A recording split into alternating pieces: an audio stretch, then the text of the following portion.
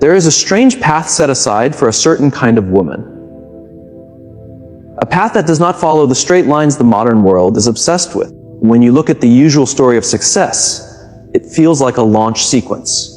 Big energy in the 20s. Recognition and status in the 30s. Authority and control in the 40s. We are taught very early on that life is a race, and the women who win are the ones who move fast, speak loud, and arrive early.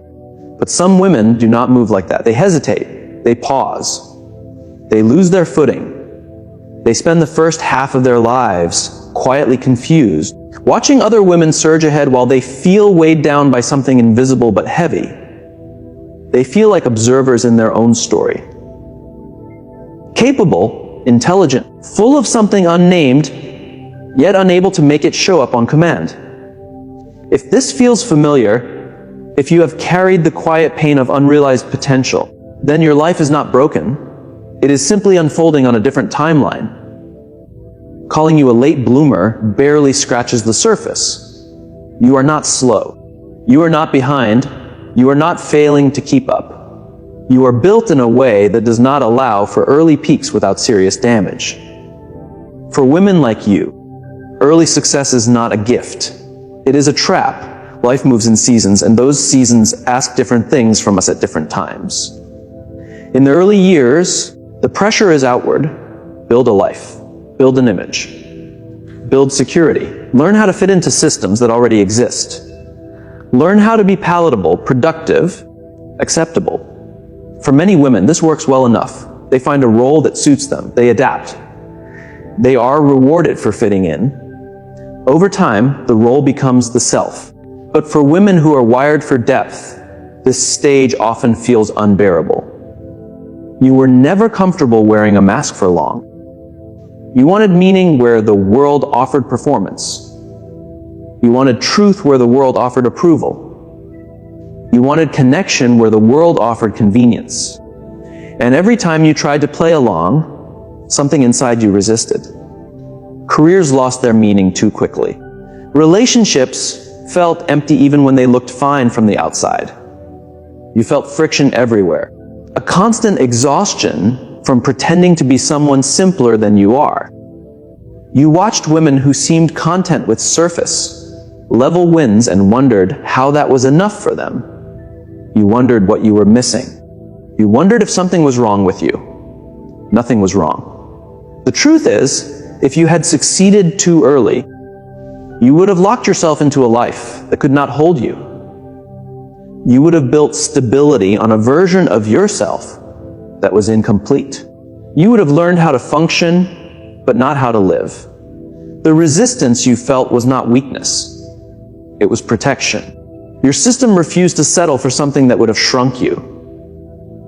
The years that felt stalled were not empty years.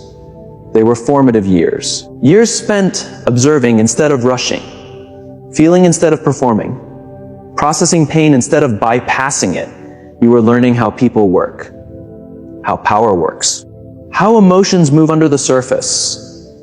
You were developing an inner structure that takes time, silence, and struggle to form. We live in a culture obsessed with youth, speed, and visible potential. We celebrate quick growth and instant results. But nature has never followed that clock.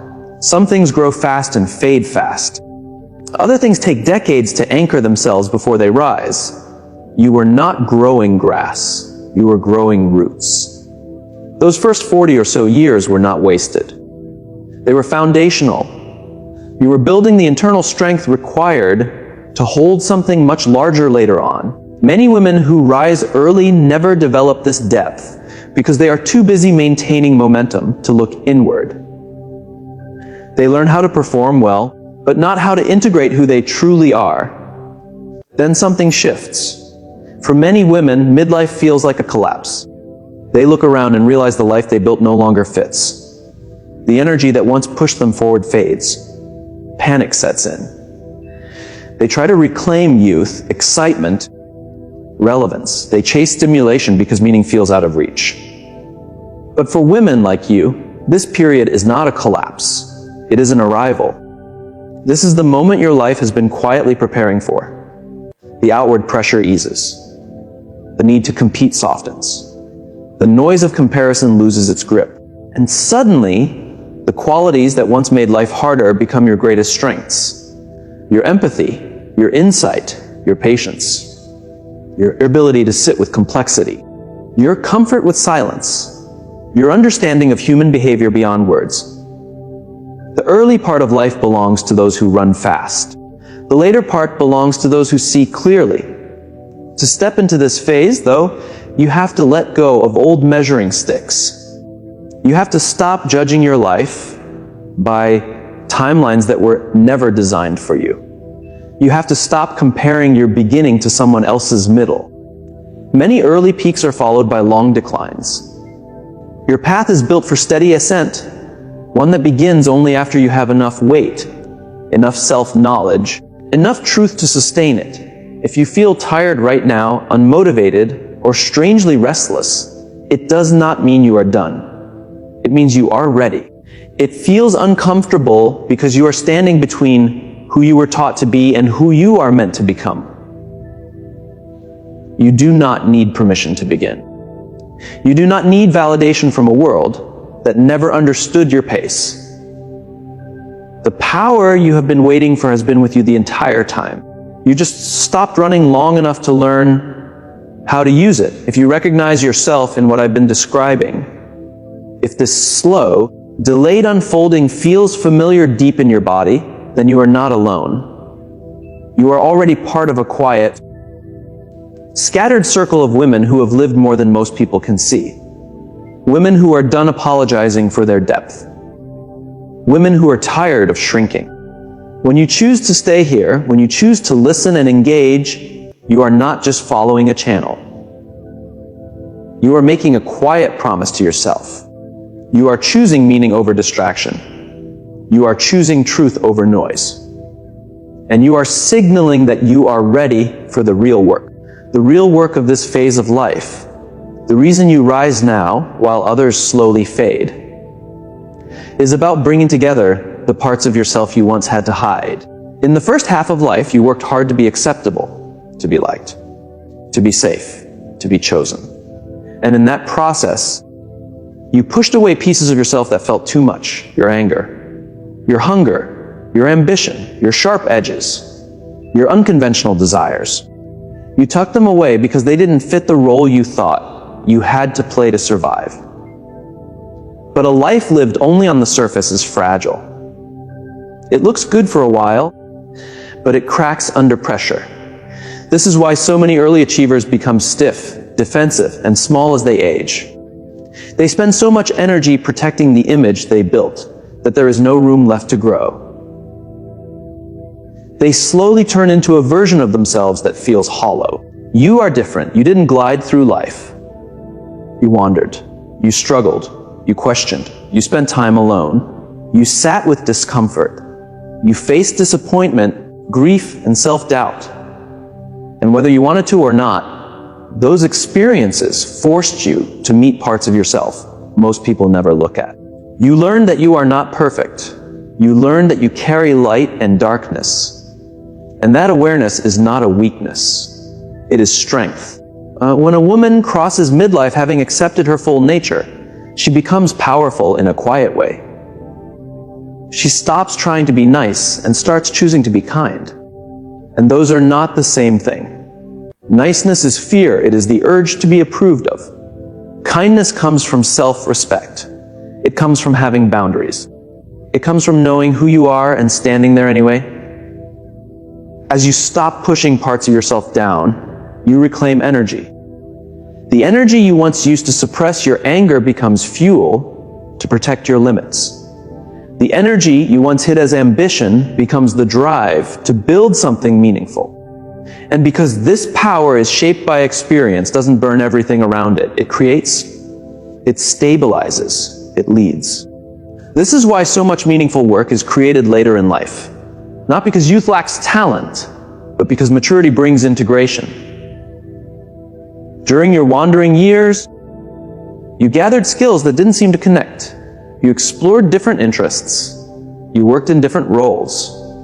You read widely. You learned things that didn't fit into one neat label. You may have felt scattered, like you were behind, like you couldn't settle on one path. But now those pieces begin to come together. You start to see that your strength is not in one narrow specialty. It is in your ability to connect ideas, people, and worlds. You see patterns. You understand context. You hold complexity without panic. While others learned how to zoom in, you learned how to step back. And that matters now. We are entering a time where complexity is everywhere. Technology is accelerating. Systems are unstable. Simple answers no longer work. The most valuable people in this environment are not the loudest or fastest. They are the ones who can see the whole picture, who can connect the practical with the human, the inner world with the outer one. This is the natural territory of women who bloomed later. Your rise after midlife is also more stable because it is no longer built on approval. When you are young, your identity depends on praise, titles, and status. Take those away and everything collapses. But what you build now stands on something internal. You do the work because it matters, because it feels true, not because you need an audience. Ironically, that independence makes you magnetic. People sense desperation immediately. They also sense grounded confidence. When you stop asking the world to define you, the world starts paying attention. You become steady in the middle of uncertainty. You become someone others feel safe around. This is the role we've forgotten how to value. The mature woman, the steady presence, the one who doesn't perform wisdom but lives it. Our culture is full of adults chasing youth, authority figures acting like children, leaders driven by ego and fear. We are starving for women who are fully grown. When you stop hiding your age, when you treat your experience, your scars, and your survival as earned credentials, something shifts. You radiate calm competence. You don't chase. You don't force. You stand where you are, fully present, like a lighthouse. Not running after ships, just visible, just steady. That stillness is not weakness. It is strength under control. It is the ability to hold pressure without collapsing. All those years you thought were wasted were training you, teaching you how to endure loneliness, how to rebuild, how to begin again. These are resilience muscles, and most people never develop them. Those who won early often haven't been tested. When life finally hits them hard, they fall apart. You don't. You've already been broken and rebuilt yourself more than once. You know the terrain. You are not afraid of falling. And only someone who isn't afraid of the fall can truly move forward freely. There is one danger that can still stop this ascent. The habit of waiting. After years of preparation, healing, studying, and reflecting, it's easy to stay in planning mode forever. You tell yourself you just need one more book, one more course, one more breakthrough. Then you'll be ready. That moment never arrives. Readiness is not a feeling, it's a choice. You don't step into this next phase by thinking more. You step into it by acting before you feel certain. The antidote to endless preparation is meaningful work, not frantic business, not chasing money or validation, but work that feels necessary, work that feels honest. This is not the work of proving yourself. It is the work of becoming yourself. Turning the weight of everything you've carried into something that shines. Your work in the second half of life has to be real. It has to live in the world, not just in your thoughts. You have to pull your intuition down from the sky and place it firmly on the ground. That might look like writing the book you have been carrying for years, building the business you once doubted yourself too much to start, guiding younger women who are where you once were, or creating something simple and alive with your hands. Whatever it is, it must exist outside your mind. And yes, that is frightening, especially for women who think deeply. Because reality is messy. In your head, your ideas are flawless. The moment you try to bring them into the world, they lose their shine, they hit resistance. They attract opinions. They invite judgment. But that resistance is not a sign to stop. It is the price of being real. Women who achieved early often fear failure because success became their identity. But you have already lived through disappointment. You have already felt what it means to fall short, to be overlooked, to start later than planned. And that has freed you. You can experiment. You can try things that are clumsy at first. You can allow your work to be bad before it becomes good. The perfectionism that once froze you has to be let go. Completion matters more than flawlessness. A finished imperfect creation carries more power than a perfect idea that never leaves your mind. Something interesting happens when you finally commit to action. When what you believe inside begins to match what you do on the outside, life feels less hostile. The struggle eases. The endless pushing fades. Things begin to meet you halfway. The resistance you felt for years, the closed doors, the missed chances were not punishment. They were protection. You were being kept from paths that did not fit who you truly are. Now that you are stepping onto the path that matches you, doors begin to open. You cross paths with the right people at the right moment. Support appears when it is needed. Not because of magic, but because of alignment. You are no longer fighting yourself.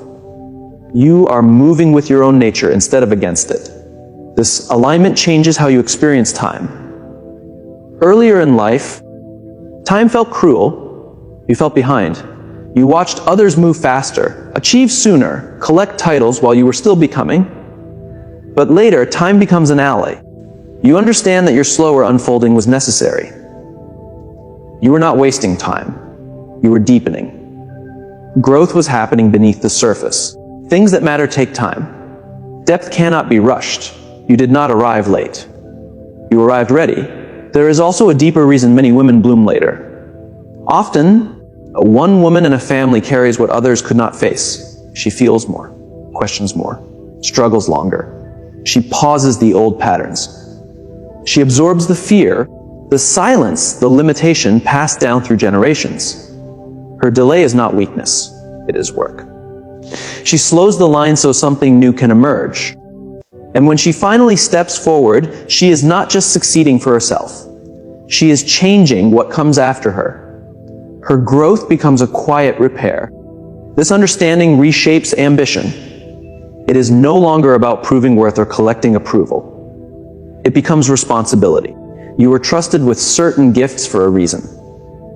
Your sensitivity, your insight, your creativity, your ability to see beneath the surface are not meant to be hidden or saved. They are meant to be used. Women who bloom later often carry a deep sense of service. You know pain, so you know how to help. You have been lost, so you know how to guide.